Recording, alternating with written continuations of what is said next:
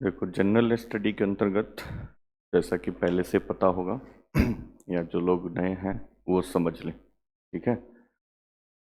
आपके परीक्षा में जो भी सरकारी कंपटीशन का एग्ज़ाम देते हैं आप, अलग अलग प्रकार के एग्जामिनेशंस हैं, सेंट्रल गवर्नमेंट की, स्टेट गवर्नमेंट की। सेंट्रल गवर्नमेंट कुछ एग्ज़ाम्स वगैरह सेंट्रल गवर्नमेंट के एम्प्लॉय के लिए, जैसे एसएससी का एक नाम सुने होंगे आप, staff selection commission, central government की एजेंसी है। और केंद्र सरकार, मतलब उससे रिक्रूट जो भी लोग होते हैं कर्मचारी, वो सब केंद्र सरकार के लिए कार्य करते हैं या उनके एजेंसीज में काम करते हैं। इस पे भी अलग अलग लेवल का है। 10th लेवल पे पेपर होता है एसएससी का, एमटीएस का पेपर नाम सुने होंगे, मल्टीटास्किंग करके होता है। उसके बाद 10+2 पे होता है सीएचएसएल का नाम सुने होंगे। उसके बाद से एक स्नातक पे होता है सीजीएल का नाम सुने होंगे। ठीक है। तो तीनों का अलग अलग लेवल है। ठीक है। और तो एक हो गया एसएससी। एक और एग्जाम होता है सेंट्रल गवर्नमेंट की एजेंसी ही कंडक्ट करती है, बैंकिंग का एग्जाम नाम सुने होंगे। क्लर्क से लेकर बैंक पीओ तक का पेपर होता है। इन दोनों परीक्षाओं में सामान्यतः एक तो मैथ पूछा जाता है, एक रीजनिंग होता है, और फिर एक जीके जीएस होता है, जिसको जनरल स्टडीज सामान्य अध्ययन के नाम से जाना जाता है। और फिर इंग्लिश होता है। ये 4 सब्जेक्ट होता है। ठीक है। और चारों पे ठीक ठाक पकड़ चाहिए, और सेंट्रल गवर्नमेंट के एसएससी की एग्ज़ाम को पास करना है तो। ठीक है। स्पेशली इंग्लिश यहाँ पे ठीक ठाक पूछा जाता है, और इसका ठीक ठाक वहाँ पे उपस्थिति है। जैसे पीटी का ही एग्ज़ाम देंगे, इसका स्टेज 1 तो 100 क्वेश्चन रहेगा, तो 25×4, 25 question math, 25 question reasoning, 25 question GK GS, 25 question English का रहेगा। ठीक है। वैसे ही बैंकिंग का एग्जाम है तो वहाँ पे भी लगभग ये चारों मिलेगा। जीके जीएस के अंतर्गत जनरल अवेयरनेस पूछता है, बैंकिंग वगैरह या इकोनॉमिक्स से क्वेश्चंस कुछ वहाँ पे रहता है। ठीक है। ये 2 एग्जाम हो गया, सेंट्रल गवर्नमेंट का भी सिर्फ बात कर रहे हैं। ठीक है। एसएससी और बैंकिंग का। नेक्स्ट, एसएससी का एक रेलवे का एग्जाम होता है।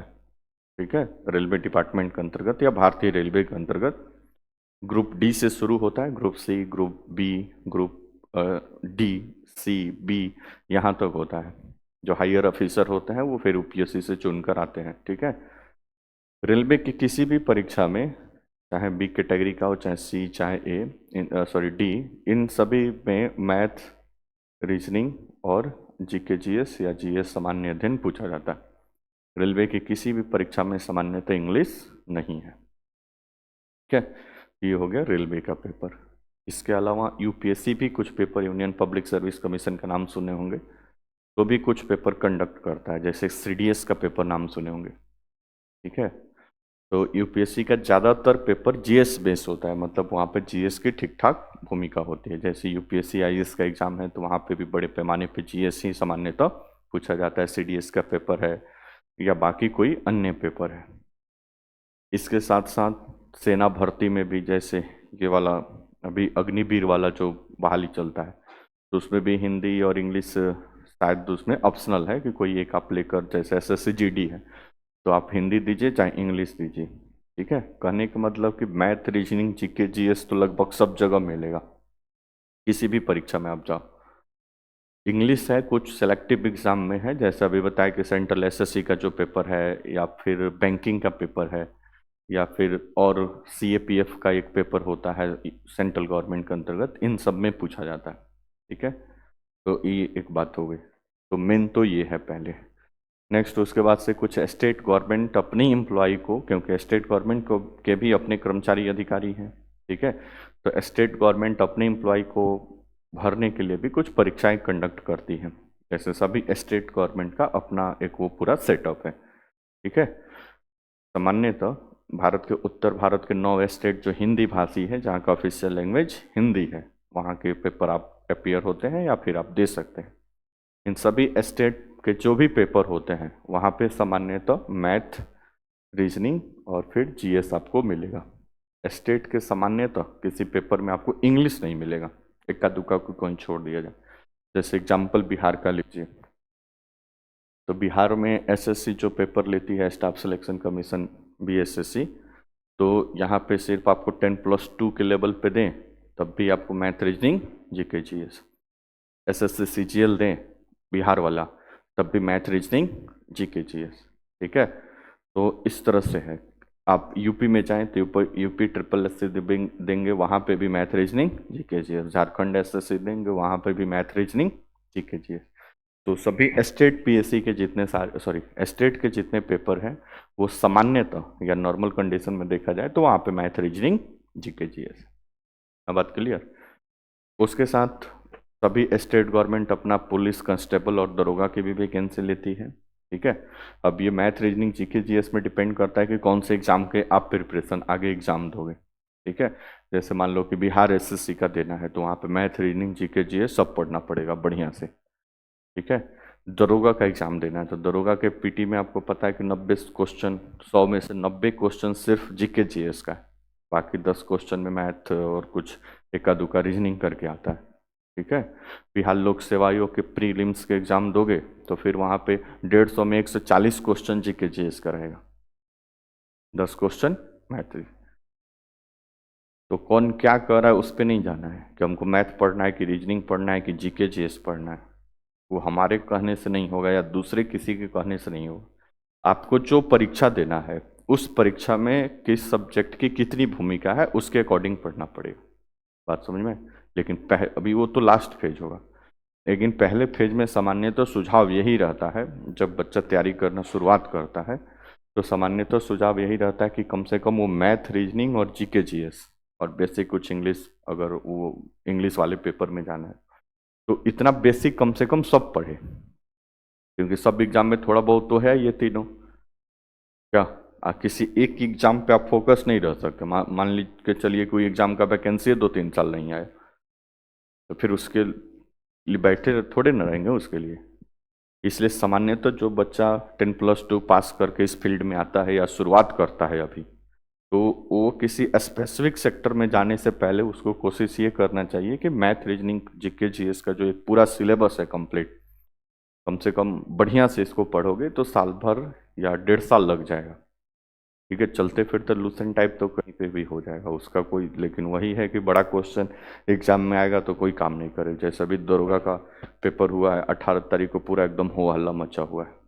पटना के 2-3 को कोचिंग सेंटर लो अपना निकाला था, टॉनिक बैच तो सिरफ बैच तो कौन कौन सा फला डिम का बैच निकाला था लोग, ये 500 क्वेश्चन है, ये 1000 क्वेश्चन है, सब इसी में से आएगा, एक भी कुछ भी नहीं लड़ा, ठीक है।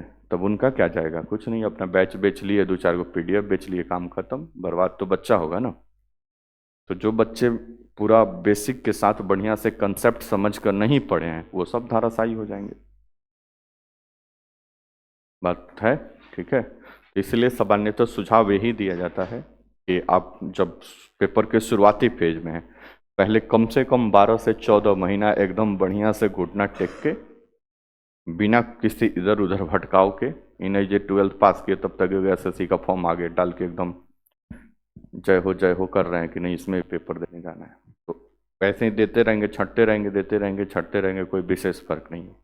क्योंकि परीक्षा के पूरा पैटर्न है कि पहले एक पूरा सिलेबस पढ़ना है, फिर उसको रिवीजन करना है, बढ़िया से रिवीजन करके फिर उसको मॉक लगाना है, ज़्यादा से ज़्यादा टेस्ट लगाना है। तो बिना बच्चे पढ़े ही मॉक में भाग लेते हैं, यहाँ पे 150 क्वेश्चन या 30 नंबर 35 नंबर लाते हैं, क्या फ़ायदा है उसका मॉक का, कोई फ़ायदा नहीं, ठीक है।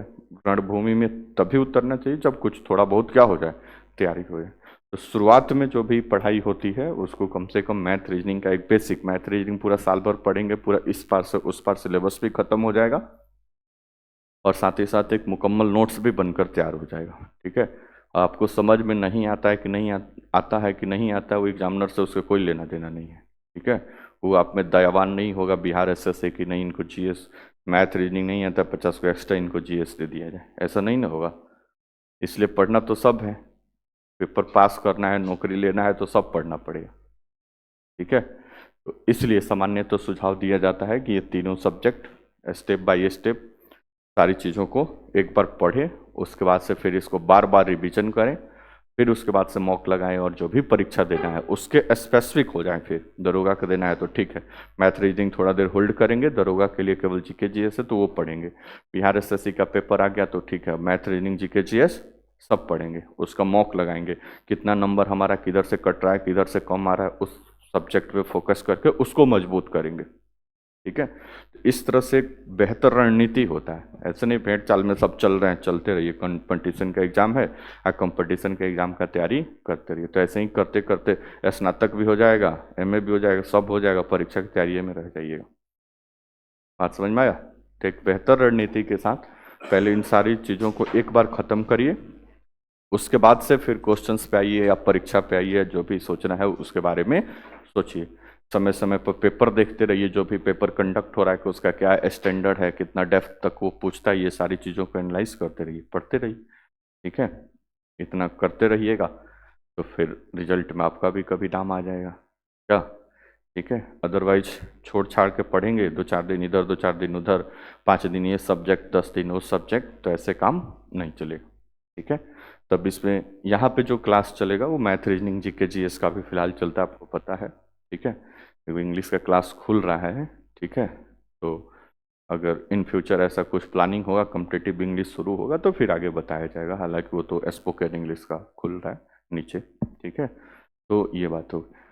मैथ, रीजनिंग, जीके, जीएस है, मैथ रीजनिंग का जो भी सिलेबस है, कल एक वीडियो डाला गया है, प्रकाश सर जो यहाँ पे मैथ पढ़ाते हैं उनके द्वारा, देखे होंगे तो ठीक है, नहीं तो आज क्लास में वो बातें डिस्कस होंगी कि मैथ रीजनिंग में सिलेबस में क्या है, कितने दिन में ये खत्म होगा, तो ये सारी चीज़ों पे बातचीत होगा। ठीक है, हम अभी फिलहाल बात करेंगे जनरल स्टडी या जीएस के ऊपर। ठीक है, जीके जीएस आप जिसको शॉर्टकट में बोलते हैं, तो इसका क्या पूरा मतलब सिनेरियो है पूरा पेपर में या पूरे एग्ज़ाम, इस कॉम्पिटिटिव एग्ज़ाम की दुनिया में, उसको थोड़ा बहुत देखेंगे। उसके बाद से जो हमारा सब्जेक्ट है वो शुरू होगा। ठीक है, यहाँ तक कोई समस्या? नो। ठीक है, तो जनरल स्टडी के अंतर्गत देखो बहुत सारे इसमें सेगमेंट हैं। ठीक है, जैसे इसमें बहुत सारे सब्जेक्ट पढ़ना है। जैसे एक सबसे बात करें तो एक हिस्ट्री है, इतिहास का नाम सुने होंगे, सुने? नहीं सुने तो अभी सुन लीजिए, एक हिस्ट्री है। उसके बाद से फिर एक इसी में जाएंगे तो आपका ज्योग्राफी है, इंडियन ज्योग्राफी, वर्ल्ड ज्योग्राफी। ठीक है, उसके बाद से इसी में जाएंगे तो एक पॉलिटी है, पॉलिटी। ठीक है, राजनीतिक या कॉन्स्टिट्यूशन, सिविक्स जिसको आप बोलते हैं। ठीक है, इसी में एक जाएंगे तो एक सब्जेक्ट इकोनॉमिक्स है। ठीक है, इसमें जाएंगे तो एक सब्जेक्ट इसमें जनरल साइंस है। जनरल साइंस में फिर फिजिक्स, केमिस्ट्री और बायोलॉजी है। ये लगभग 7 सेक्शन है पूरा जीएस का या जनरल स्टडी का। ठीक है, इन 7 सेक्शन के अलावा एक और कैटेगरी होता है जिसको एस्थेटिक जीके बोलते हैं। एस्थेटिक जीके मतलब वो कभी नहीं बदलता है, कुछ फैक्ट्स इसमें होती है, सब मंदिर कहाँ है, मतलब मेन मेन मंदिर का लोकेशंस कहाँ पे है, कुछ गायन कला है तो वो कौन से क्षेत्र में कौन से गायन कला चलती है, तो इस तरह से कुछ उसका फैक्ट होता है पूरा। ये एक एस्थेटिक जीके का मतलब ये होता है एक सेक्शन। ठीक है, स्पेशली सेंट्रल एसएससी के एग्जाम में यहाँ से क्वेश्चंस आते हैं एस्थेटिक जीके से, तो उसका भी एक अपना इम्पोर्टेंस है। ये 4 पहले इसमें का मेन पिलर है, मतलब जीके जीएस के अंतर्गत हिस्ट्री, ज्योग्राफी और ये इकोनॉमिक्स और पॉलिटिकल साइंस या पॉलिटी सिविक्स जिसको आप बोलते हैं। ठीक है, उसके बाद से ये जनरल साइंस, ये सबका मिला जुला के क्वेश्चन आपके परीक्षा में आएगा। जैसे दरोगा का पेपर आप जो खत्म हुआ है 18 तारीख को, रेफरेंस में भी लेटेस्ट वही हुआ है तो वो बता रहे हैं। ठीक है, तो उसके पेपर में जाएंगे तो लगभग 90 क्वेश्चन आपको मुकम्मल जीके जीएस का मिलेगा। तो 90 क्वेश्चन में ये सारा सेगमेंट होगा, ये सारा सेगमेंट, 10 क्वेश्चन साइंस का, फिर 7-8-10 क्वेश्चन इकोनॉमिक्स का, फिर 7-8-10 क्वेश्चन पॉलिटी का, फिर ज्योग्राफी का, फिर हिस्ट्री का, फिर करेंट अफेयर्स और फिर आपका क्या बोलते हैं मैथ, रीजनिंग जो 8-10 था वो। तो इस तरह से उसका पूरा सीक्वेंस होगा। बात समझ में आए? वैसे ही आप बिहार एसएससी का पेपर देंगे जहाँ पे 50 क्वेश्चन मुकम्मल रीजनिंग का है, 25 क्वेश्चन मुकम्मल मैथ का है, कितना हो गया 75। ठीक है, बच गया 75 में से मुकम्मल 25 क्वेश्चन जनरल साइंस का है, बाकी 50 क्वेश्चन में ये सब मिला जुला के रहेगा, history, geography, polity, economics, 2-4-5 current और ये सब मिला के रहेगा।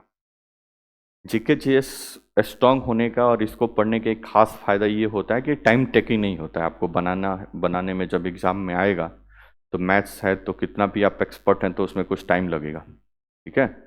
लेकिन इसको बनाने में समय नहीं लगेगा। अगर पूछा गया है कि राष्ट्रपति बनने का न्यूनतम उम्र कितना है, बस जानते हैं कि 35 ईयर, तो तुरंत लगा दिए, काम खत्म, 5-10 सेकंड में सब ओके। बात समझ में आया। तो इसका फायदा मिलता है कि आप जितना एक्सपर्ट होंगे, जितना बढ़िया से इसको बना लेंगे जीके जीएस को, तो मैथ रीजनिंग बनाने का एक मुकम्मल समय मिलेगा उसको। बढ़िया से आप मुकम्मल मतलब ऐसा नहीं कि दिन भर बैठ के बनाते रहेंगे, ठीक है। मतलब पेपर का टाइम 2.25 घंटा है, 20-25 मिनट में मैथ सब जीके जीएस बना लिए, तो उसके बाद जो टाइम बचेगा वो मैथ रीजनिंग बनाएंगे ना। तो 10-15 मिनट जो एक्स्ट्रा टाइम मिलता है तो फिर वहाँ से मैथ रीजनिंग बनाया जाता है। बात समझ में आया? तो कुल मिलाकर कहने का मतलब ये पूरा जीके जीएस का सब्जेक्ट है। आगे 8 बजे से जब सर पढ़ाएंगे तो मैथ रीजनिंग पूरा बता देंगे। एक बार पूरा एक उसको देख लो कि इतना चीज़ है, पहले इतना चीज़ हमको एक बार पूरा स्टेप बाय स्टेप पढ़ना है। हिस्ट्री पढ़ लिए तो फिर ज्योग्राफी पढ़ना है, ज्योग्राफी पढ़ लिए तो फिर पॉलिटी पढ़ना है, फिर इकोनॉमिक्स पढ़ना है, जनरल साइंस का तीनों सेक्शन पढ़ना है। और ये 4-3-7-8 सेक्शन का, आठों का अपना एक मुकम्मल अपना सेल्फ नोट्स होना चाहिए, पीडीएफ वाला काम नहीं, ठीक है। अपने हैंड रिटन अपना राइटिंग में नोट्स होना चाहिए मुकम्मल, कि जब कभी भी परीक्षा हो तो आप उसको रिवीजन कर सके। पीडीएफ और प्रिंट के चक्कर में पढ़ेंगे तो बहुत हो जाएगा झोल, क्योंकि आजकल चल रहा है एआई का ज़माना, ठीक है। कोई भी कोचिंग इंस्टीट्यूट इतना फुर्सत में नहीं है कि वो अपना सब मैटर छांट के सब अलग से नोट्स बनवा रहे हैं लोग, ऐसा कुछ नहीं चल रहा है। चैट जीपीटी को एक प्रॉम्प्ट दीजिए कि हमको दिल्ली सल्तनत का बारे में बताओ, पूरा वो एकदम खोल के बता देगा सारी चीज़ें दिल्ली सब, ठीक है। तो वैसे ही सब नोट्स वगैरह ये सब बन रहा है, उस पर नहीं चाहिए आप, ठीक है। अभी शुरुआती फेज में तो आप सारा अपना खुद का नोट्स बनाइए कि रिवीजन के समय वो आपको क्या करे, हेल्पफुल हो। बात समझ में आया। तो 7-8 कॉपी इसका मुकम्मल बनाइए, समय समय पर उसी में कुछ अपडेट होगा तो अपडेट करते रहिए, रिवीजन करते रहिए, पीवाईक्यू लगाइएगा, जो एक्स्ट्रा मिल जाएगा उसी में ऐड करते रहिए, उसी में कुछ वैल्यू एडिशन होते जाएगा, अलग कॉपी बनाने की आवश्यकता नहीं पड़ेगी, ठीक है। फिर उसके बाद से ये सब तैयार हो जाए, फिर मैथ रीजनिंग पूरा एक बार पढ़ लें, उसके बाद से फिर धुआंधार मॉक लगाइए, ठीक है। जिस भी कोचिंग का या जहाँ पे भी मिलता है या अपने साइट से जो भी लगाना है मॉक लगाइए, फिर एग्ज़ाम हॉल में जाइए, फिर एग्ज़ाम दीजिए, काम खत्म। ये प्रोसेस है एक कंपटीशन के एग्ज़ाम का, ठीक है। बच्चे क्या होता है बीच ट्रैप में फंस जाते हैं, क्योंकि इसमें तो मैट्रिक इंटर टाइप तो है नहीं कि साल भर के बाद पेपर होगा 30% पे सब कोई पास होगा, ऐसा है तो नहीं, ठीक है। उसमें भी कुछ चीट हो जाएगा तो कुछ लोग एकदम सुपर डुपर फर्स्ट डिवीजन आ जाएंगे, ऐसा नहीं है यहाँ पे। यहाँ पे एक एक लोग से, पीछे वाले लोग से फाइट है यहाँ पे, पॉइंट नंबर मार्क्स पे कितने स्टूडेंट एक साथ रहते हैं, ठीक है। तो यहाँ पे एक अलग कहानी है, एक लिमिटेड सीट है और उस लिमिटेड सीट के लिए एक मुकम्मल फाइट है, ठीक है। अब जैसे ये एईडीओ का पेपर होने वाला है, स्नातक पे पेपर है, 12 लाख फॉर्म गिरा है, ठीक है। सीट कितना है, 900 समथिंग, और 900 समथिंग सीट के लिए 12 लाख लोग पेपर देंगे। समझिए एक सीट पे 1200 लोग फाइट कर रहे हैं अप्रोक्स, एक सीट पे कितना, 1200। समझ लीजिए कि 1200 लोगों का पेपर एक साथ टेस्ट हो रहा है, उसमें से आपको रैंक 1 लाना है, तब जाकर आपका सिलेक्शन पक्का हो। बात समझ रहे हैं। तो इसी से आपका अंदाजा, बाप रे मत करिए, टेंशन मत आइए, ठीक है। एक रेंज बता रहे हैं, ठीक है। मतलब इतना हल्का काम नहीं है सरकारी, आज की दुनिया, आज के समय में तो, और सेंट्रल गवर्नमेंट ज़्यादातर वैकेंसी ही नहीं निकाल रही है। रेलवे का आप हालत देख लीजिए, एसएससी का हालत देख लीजिए, को दे दिया था दुकान एजेंसी को परीक्षा लेने के लिए, सब इधर उधर किया, कितना प्रोटेस्ट हुआ, क्या हुआ, देखे होंगे न्यूज चैनल पे सब। रेलवे का वैकेंसी भी प्रॉपर टाइम पे सारी चीज़ें नहीं हो रही हैं, जबकि लगभग 3-3.5 लाख पोस्ट खाली है रेलवे के अंतर्गत। तो सेंट्रल गवर्नमेंट अपने हिस्से से तो कुछ अभी उतना एफर्ट नहीं लगा रही है सरकारी, लेकिन अब चूंकि बिहार में इस बात के लिए भी सरकारी कंपटीशन के एग्जाम में भी बिहार इस माहौल में सबसे टॉप पे चल रहा है, परीक्षा लेने में, रिजल्ट देने में, इस सब प्रोसेस में थोड़ा सा आगे है, ठीक है। तो इसका फायदा उठाइए आप, बिहार में है तो महिला खासकर 35% रिजर्वेशन है, वो भी अब सिर्फ बिहार की महिलाओं के लिए हो गया है 17th के पेपर के बाद। महिलाओं का रिजर्वेशन अब सब बिहार के महिलाओं को मिलेगा, दूसरे स्टेट के महिला को यहाँ पे महिला रिजर्वेशन नहीं मिलेगा, और जनरल कैटेगरी में जाएंगे। बात समझ में आ गया। तो ये सब बिहार में रहने के एक ये भी फायदा है। तो ये पूरा आपका सिलेबस है, इसको पढ़िए बढ़िया से, कहीं ट्रैप में मत फंसिए कि आधा पढ़े इधर फिर 5 दिन घर पे रहे, फिर दोबारा शुरू होगा, फिर आएंगे, तो ऐसे चलते फिरते काम खत्म। 2-4 साल के बाद आप चले जाइएगा बाहर कमाने, लोग का शादी हो जाएगा, काम खत्म, पढ़ाई बंद। दूसरा यही ऑप्शन है, लास्ट में तो यही होगा ना, ऐसा थोड़े होगा कि 10-20 साल पढ़ते रहेंगे। लास्ट सच्चाई यही है। इसलिए 3-4 साल 2 साल जो भी आपको समय मिला है, उस समय का अपना जितना दे सकते हैं उतना अपना 100% एफर्ट लगाई कि बाद में इस बात का अफसोस ना हो कि और थोड़ा सा पढ़ लिए होते तो रिजल्ट हो गया होता। और एक बार सरकारी नौकरी की दुनिया में आइए, फिर उसके बाद से इस माहौल का मजा लीजिए। ठीक है, अपने बिहार में, अगर बिहार लेवल पे होगा, बिहार में रहेंगे, बिहार का सेवा करेंगे। बात समझ में आया? ठीक है, तो इस बात को दिमाग में रखना कि इतना लोग फाइट पे हैं। ठीक है, अब कोई भी बिहार पुलिस का पेपर का होता है, 20,000 वैकेंसी आता है, लगभग 17-18 लाख फॉर्म गिरते हैं बिहार पुलिस में। ठीक है, तो उसमें भी सब जगह फाइट लगभग इतना ही है। अब इससे नहीं डरना है। इस 12 लाख लोग जो फॉर्म डाले उसमें से एग्जाम होगा, थोड़ा सा अगर एग्जाम सेंटर दूर दे दिया जाए, 40% नहीं जाएंगे, ये महान लोग हैं, केवल परीक्षा के लिए फॉर्म भरने वाले लोग हैं। 35% तो आराम से मतलब लोग नहीं जाएगा। अभी दरोगा का पेपर हुआ है ना, 9 दिन हो जाएगा तो उसका फाइनल डाटा आएगा, कितने लोग अपीयर हुए। केवल लड़का सबका सिटी चेंज हुआ है, मतलब होम डिस्ट्रिक्ट पहले हुआ करता था, इस बार एक डिस्ट्रिक्ट इधर उधर किया है। जैसे गोपालगंज को ईस्ट चंपारण दिया है या सिवान दिया है महिला का, तो सेम होम डिस्ट्रिक्ट है। देखना 35 से 40% एब्सेंट होंगे, तो उससे नहीं घबराना है कि सर इतने लोग में कैसे होगा, जो बाहर पढ़ रहा है उसका हो जाएगा। ऐसा कुछ नहीं होता है, कहीं रहना है, पढ़ना ही है। आज के टेक्नोलॉजी की दुनिया में तो और काम आसान है।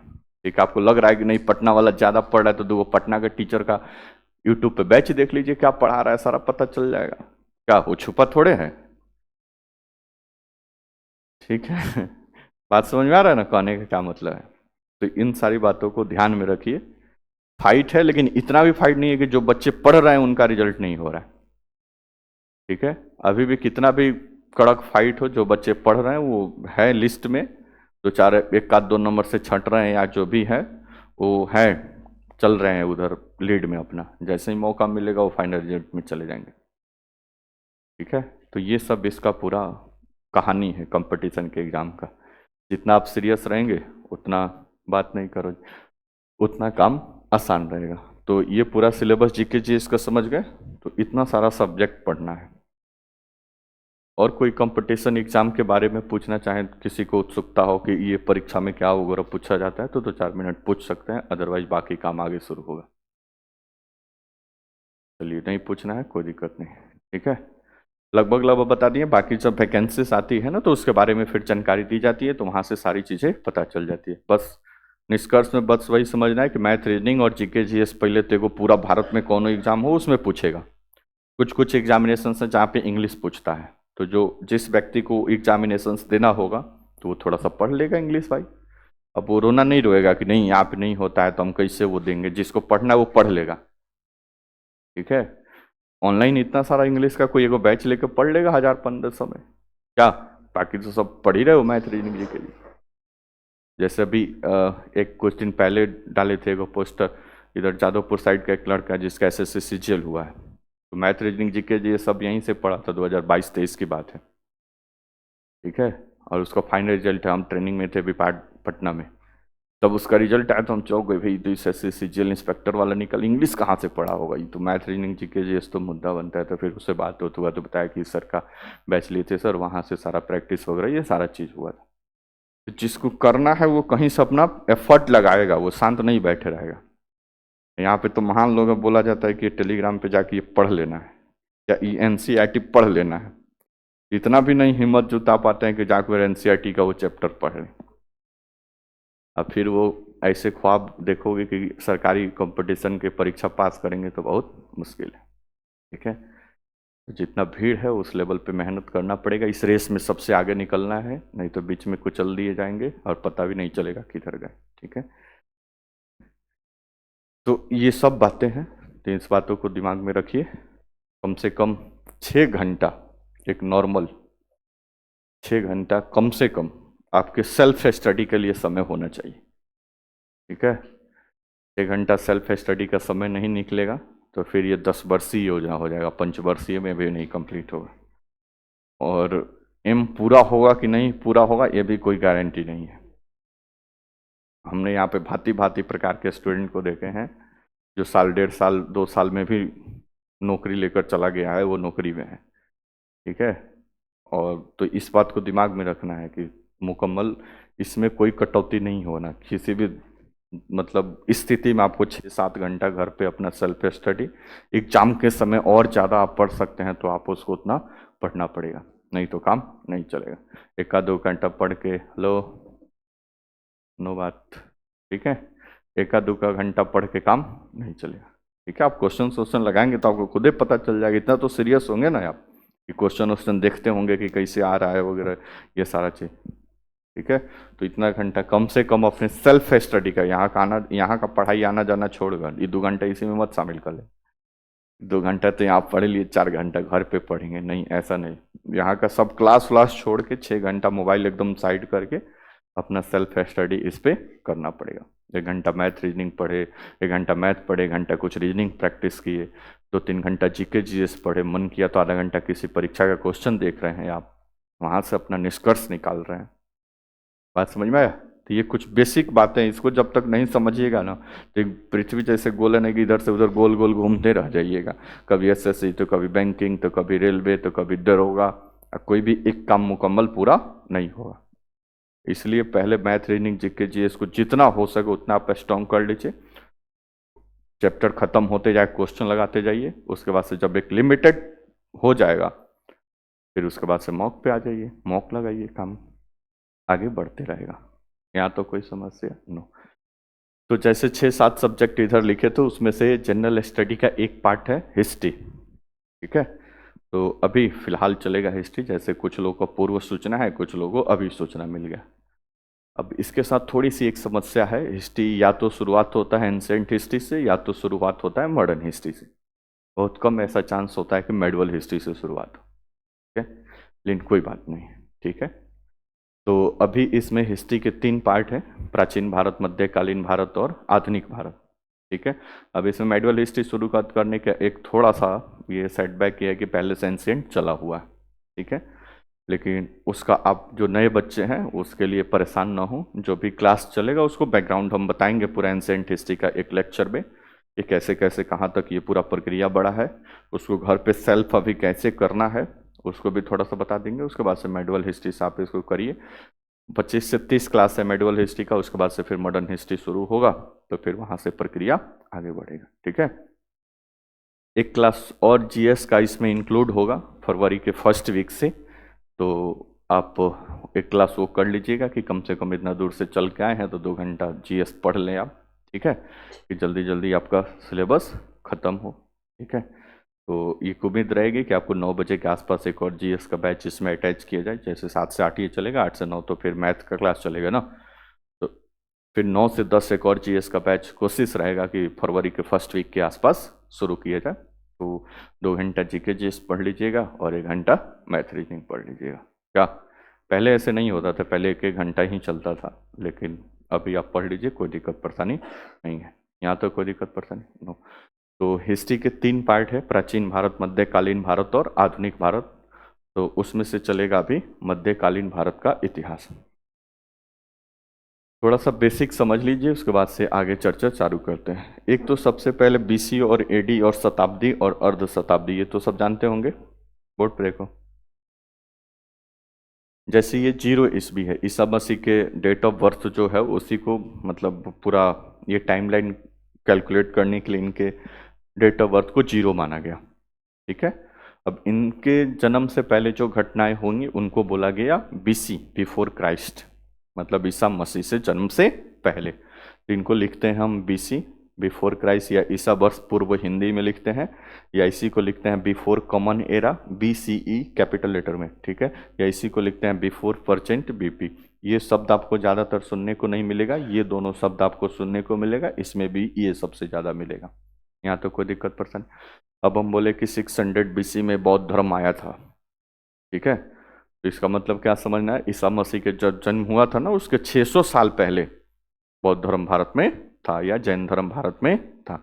हम बोले कि 1750 ईस्वी में हड़प्पा सभ्यता खत्म हुआ, तो आपको क्या समझना है, बीसी में। तो ईसा मसीह के आने के अभी जन्म से पहले 1750 साल पहले हड़प्पा सभ्यता भारत में आकर खत्म हो गया। इतना लोग सिर्फ समझ जाए। इधर चलेंगे तो ये उल्टा चलता है, जैसे इंटीजर नंबर पढ़े होंगे ना, -6, फिर -5, फिर -4, -3, -2, फिर -1, फिर 0 पे आता है, फिर 1 2 3 ऐसे पढ़े हैं ना। वैसे ही इधर से आएंगे बीसी में तो ये माइनस में इधर से आएगा, ठीक है। वैसे ही 10 lakh BC, 5000 BC, 2000 BC, 1000 BC, फिर 10 बीसी, 10 बीसी के बाद से 9 8 7 6 5 1 आएगा, उसके बाद से फिर क्या आएगा, 0। फिर इधर से जाएंगे तो एक ईस्वी, इसी को लिखते हैं एनो डोमिनी ईस्वी, या इसी को लिखते हैं कॉमन एरा। दोनों बात एक, ज़्यादातर यही आपको एडी मिलेगा या हिंदी में ईस्वी मिलेगा, ऐसे लिखा हुआ।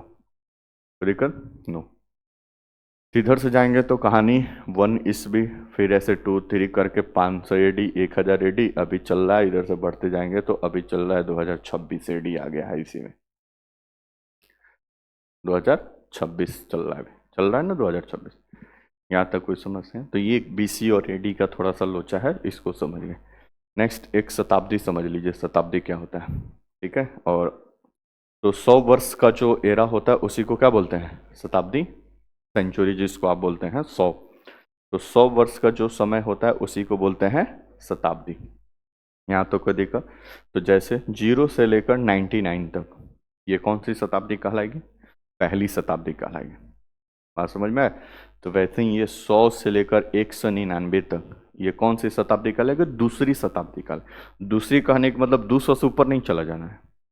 बात समझ में आ गया? तो इसको दूसरी शताब्दी होगी। बात समझ में आ गया? नेक्स्ट, तो अभी कौन सी शताब्दी चल रही है, 21वीं शताब्दी चल रही है। 2000 से लेकर 2099 तक चल रही है 21वीं शताब्दी, 21वीं सेंचुरी अभी चल रही है, जिसमें 2026 में। अब इसके भी 2 पार्ट होते हैं, एक पूर्वार्ध और एक उत्तरार्ध, ठीक है। जैसे मान लो कि ये पहली सदी का हम पूर्वार्ध उत्तरार्ध ले, तो ये 0 से 49 ये हो जाएगा पूर्वार्ध, और इसके बाद हो जाएगा उत्तरार्ध, फर्स्ट हाफ और सेकेंड हाफ। बात समझ में आ गया? अब बोले कि हम 13वीं शताब्दी में कुछ ऐसी घटना पढ़ा रहे हैं, यानी 1200 से लेकर 1299 की बात हो रही। 15वीं से हम बोले कि 16वीं शताब्दी में मुगल साम्राज्य की स्थापना हुई, कहने का मतलब कि 1500 से लेकर 1599 के बीच की घटनाक्रम की बात चल रहा है, यही ना बात हुआ, ठीक है। तो ये थोड़ा सा समझ गए शताब्दी। नेक्स्ट, अब पूरा जो हमारा इंडियन हिस्ट्री है या भारत का इतिहास है, उस भारत के इतिहास के बारे में बात करें तो 2 प्रकार से इसको विभाजित किया गया है, ठीक है। एक जो इसका विभाजन किया गया है वो किया गया है स्रोत के आधार से। इतिहास की परिभाषा में ही आप पढ़ेंगे, इतिहास एक ऐसा ग्रंथ है जो अतीत में बीती हुई घटनाओं का क्या करता है, अध्ययन कराता है, और साथ ही साथ एक बात जानकारी देता है, या जो निश्चित रूप से क्या हुई है, घटित हुई है, और इसके घटित होने का कोई ना कोई साक्ष्य हमारे पास क्या है, मौजूद है, ठीक है। तो इतिहास विषय बीती हुई घटनाओं का एक अध्ययन है, जिसके होने का कोई ना कोई एविडेंस या साक्ष्य हमारे पास क्या है, मौजूद है। हम अफ्रीका के इतिहास नहीं पढ़ते हैं, क्यों? क्योंकि वहाँ पे होने का जो एविडेंस है वो हमारे पास उपलब्ध नहीं। बात समझ में आए? भारत के इतिहास पढ़ते हैं, कहने का मतलब कि भारत के इतिहास में जो भी घटनाएं अभी पढ़ेंगे उसका हमारे पास कुछ ना कुछ एविडेंस है, साक्ष्य है हमारे पास, कोई किताब है, कोई मुहर है, कोई बिल्डिंग है, उसी साक्ष्य के आधार पे हम सारे इतिहास के बारे में क्या करेंगे, पढ़ेंगे।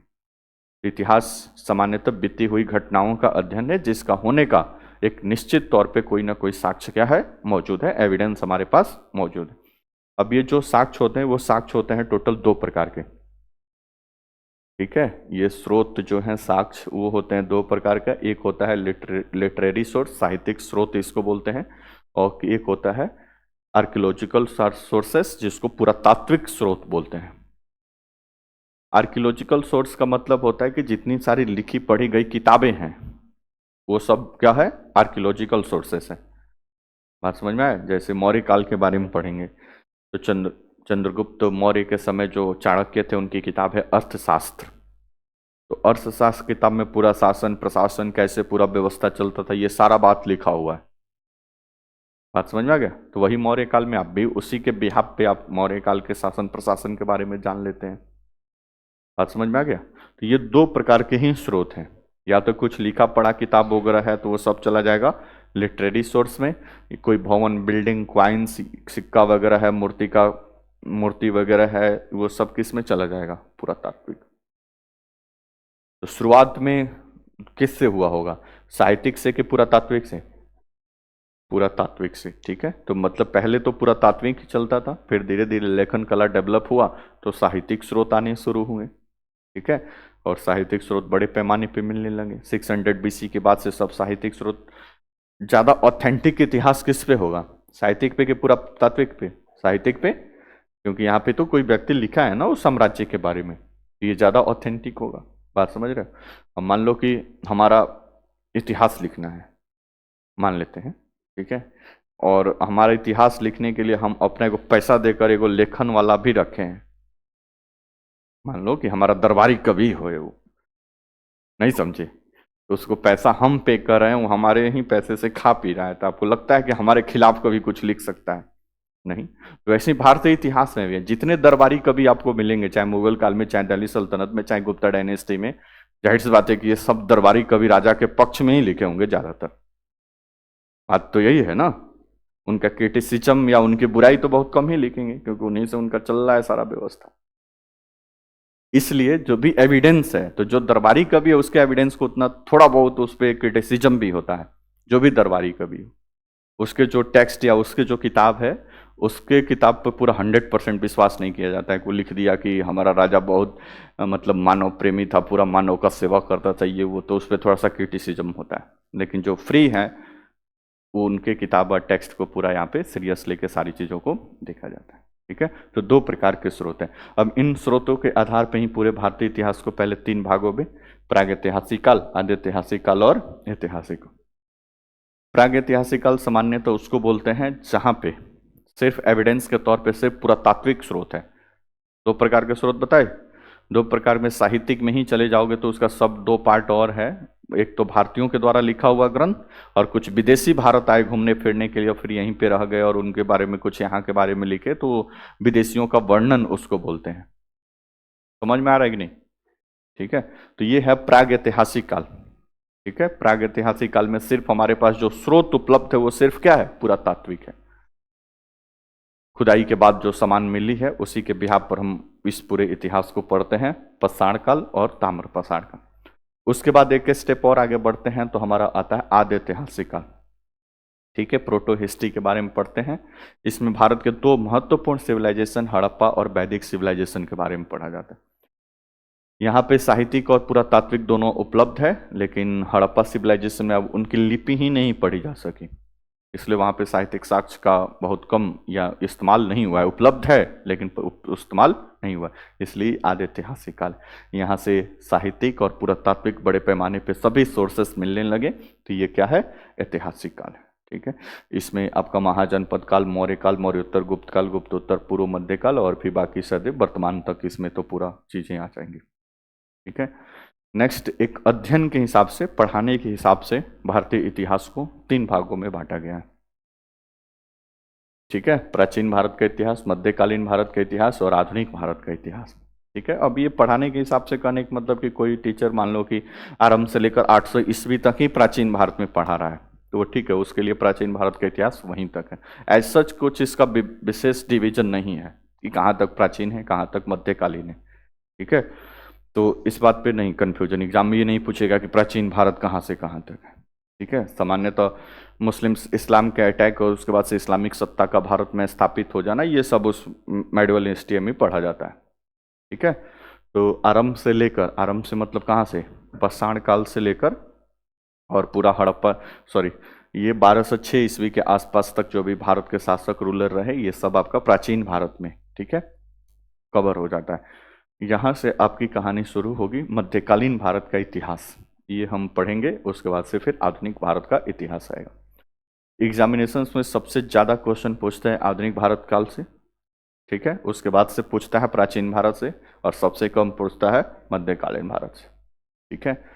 तो लेकिन पूछता है, 2 ही क्वेश्चन आ जाए तो फिर, स्पेशली इसमें भक्ति एंड सूफी मूवमेंट है, बहुत सारी और घटनाएं हैं, ठीक है, विजयनगर साम्राज्य है, तो क्वेश्चंस आते हैं, ऐसा नहीं कि पूरा 0 क्वेश्चंस आते हैं। तो उतने क्वेश्चंस के लिए भी आपको प्रिपरेशन करना पड़ेगा। तो इसको पढ़ेंगे, मध्यकालीन भारत के इतिहास को, और इसको कवर करेंगे। ठीक है, इसमें हमारी कहानी शुरू होगी, क्योंकि इस्लामिक शासन के बारे में ही पढ़ना है। दो मुख्य डायनेस्टी यहाँ पे पढ़ेंगे, जिसमें से एक डायनेस्टी होगी दिल्ली सल्तनत, जिसके अंतर्गत 5 सब पार्ट में वो गुलाम वंश, खिलजी वंश, तुगलक वंश, सैयद वंश, लोदी वंश का नाम सुने होंगे। ये सब 5 सब डायनेस्टी इसमें आएगी दिल्ली सल्तनत के अंतर्गत, जिसकी स्थापना 1206 ईस्वी में होगी। 1206 से लेकर 1526 ईस्वी तक ये चलेगा पूरा दिल्ली सल्तनत। दिल्ली पर सुल्तानों का काल रहा, इसलिए इसको दिल्ली सल्तनत के नाम से जानते हैं। उसके बाद से 1526 में इन सुल्तानों का काल खत्म होगा और मुगलों का काल शुरू होगा। पानीपत के फर्स्ट बैटल के बाद तो वहां से मुगल काल शुरू हो जाएगा। ठीक है, अब मुगल काल के भी 2 पार्ट हैं। ठीक है, एक है मुख्य मुगल शासक, जिनके समय में साम्राज्य का उत्तरोत्तर वृद्धि हुआ, पूरा उसका डेवलपमेंट हुआ, और एक इसका सेकेंड पार्ट है आपका मतलब पतन, मुगल साम्राज्य का पतन। ठीक है, तो ये 2 विशाल, मतलब ये 2 मेन में आता है, दिल्ली सल्तनत और मुगल डायनेस्टी। फिर उसके बीच में और भी छोटे छोटे पार्ट हैं, उसको सब ये पूरा मेडिवल हिस्ट्री का पूरा सिलेबस है। अच्छा, यहाँ पे अब जो बच्चे एंशिएंट हिस्ट्री नहीं पढ़े हैं उनको परेशान नहीं होना है। अभी बैकग्राउंड थोड़ा सा हम बताएंगे, प्राचीन भारत कैसे कैसे यहाँ तक बढ़ा है। ठीक है, या फिर आपके पास एक ऑप्शन है, ज़्यादा आप और उत्सुक है प्राचीन भारत के इतिहास में, कभी नहीं पढ़े, उसको समझना है और बेहतर तरीके से, तो 6 क्लास का एनसीईआरटी बुक है। ठीक है, अभी नोट्स मत बनाना। ठीक है, 6 क्लास का एक एनसीईआरटी बुक है, जिसमें 6-7 चैप्टर में पूरा एंशिएंट हिस्ट्री दिया हुआ है। तो बीच बीच में समय निकाल कर उसको पढ़ लें, और यूट्यूब से कोई एंशिएंट हिस्ट्री कंप्लीट लेक्चर 2 घंटा का आप देख लें, ज़्यादा नहीं, 8 घंटा 10 घंटा वाला नहीं, 2 घंटा का जो जनरल वे में सारा चीज़ों को समझाया हुआ है। ठीक है, उसको एक बार आप कंप्लीट कर लें। ठीक है, और कंप्लीट करने के बाद उतना कर लें, बाद में कभी एंशिएंट हिस्ट्री चलेगा। ठीक है, ऐसा नहीं है कि कभी नहीं चलेगा, जब चलेगा तो उसको फिर वहां से ओवरकम कर लीजिएगा, या फिर वहां से उसको कंप्लीट कर लीजिएगा। बात समझ में आया? बोलो ना जैसा।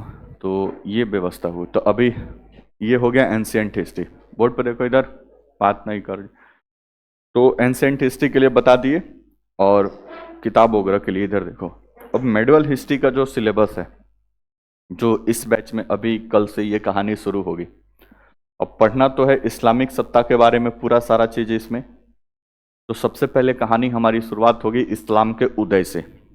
ठीक है, कि इस्लाम धर्म का उद्भव कब, कहाँ, कैसे हुआ, कौन व्यक्ति इसके उदय के लिए जिम्मेदार था। पैगंबर मोहम्मद का आपने नाम सुना होगा।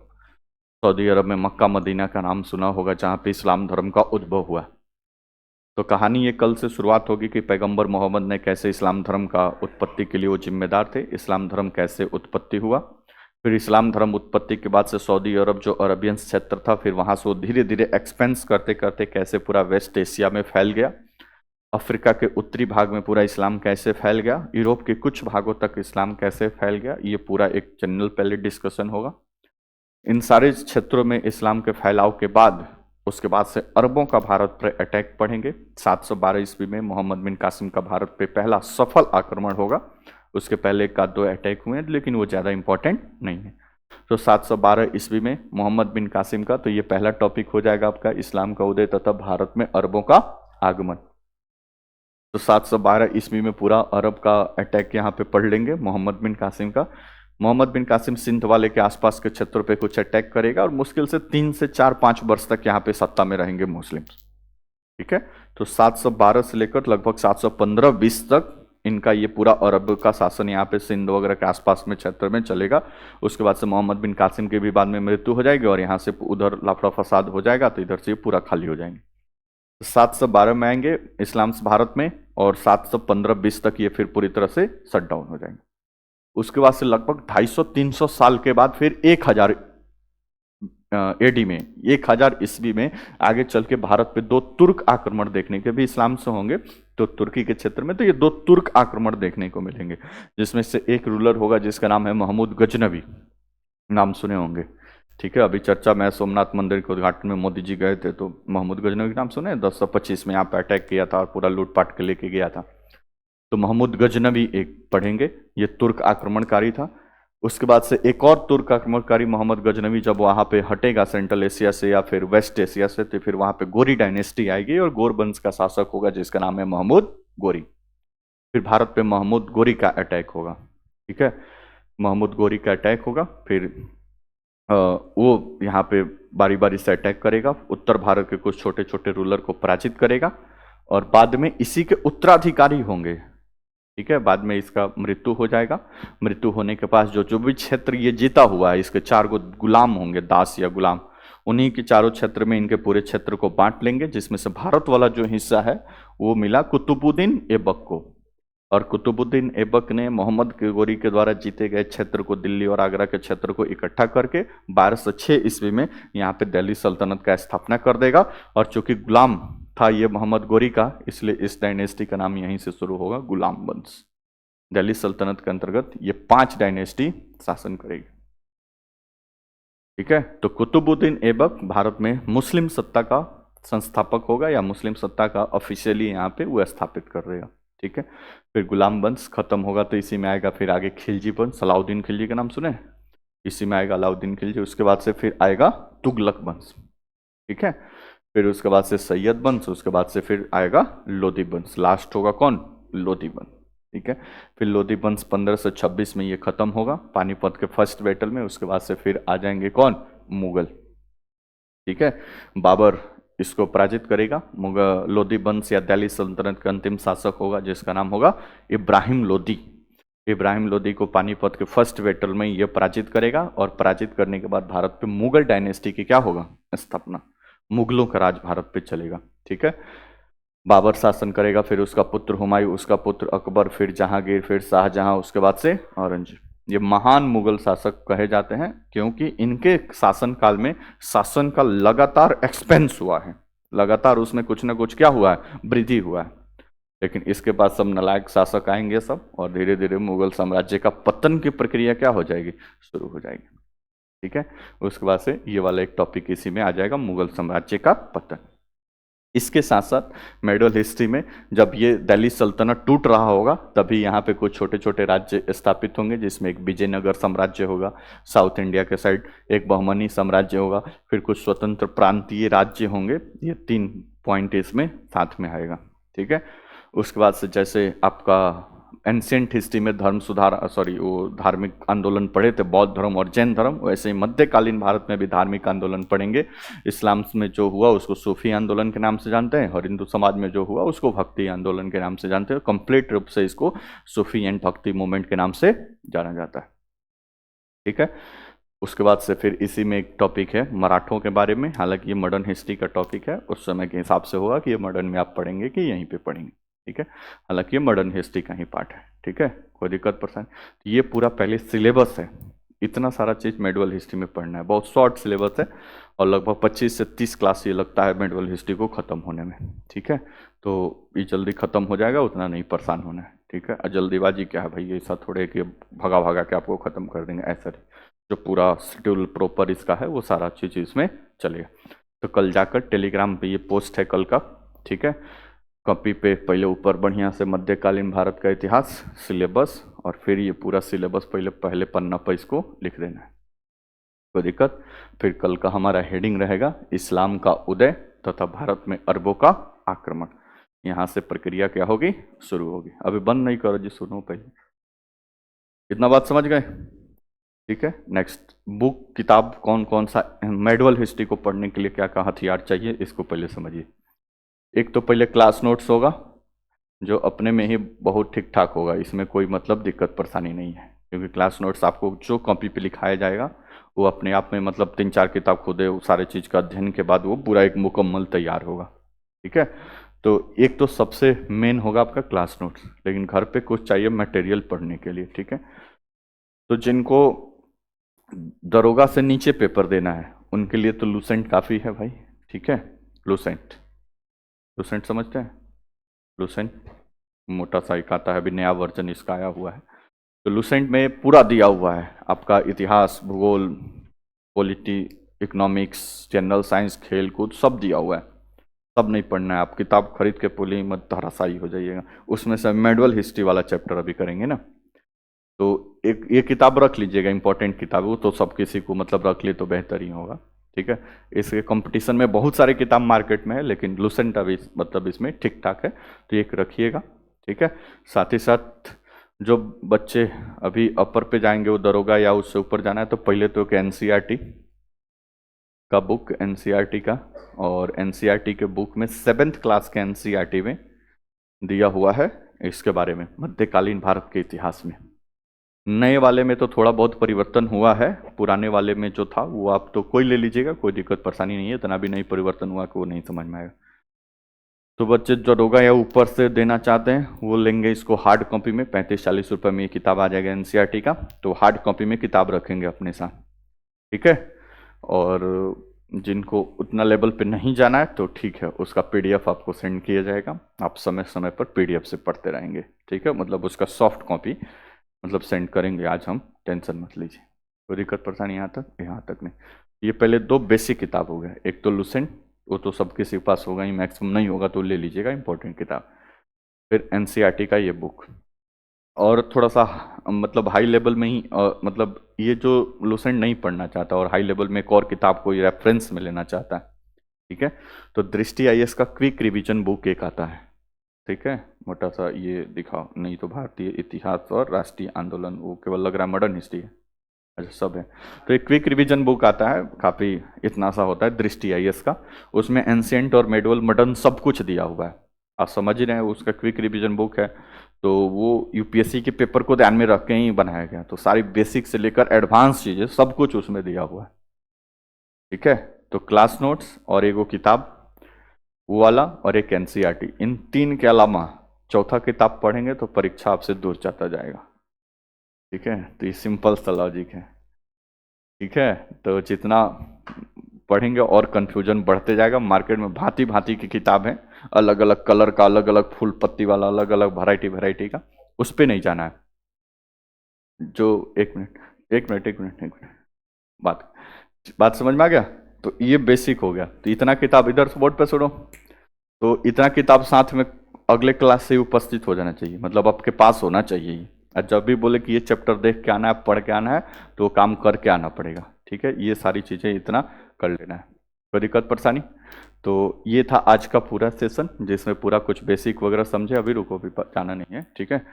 कल टॉपिक शुरू होगा कहाँ से, इस्लाम का उदय, और इसके बाद जो भी प्रक्रिया होगी वहाँ से, ठीक है। कोई दिक्कत परेशानी? नो, ठीक है, पहले इसको बंद कर दें।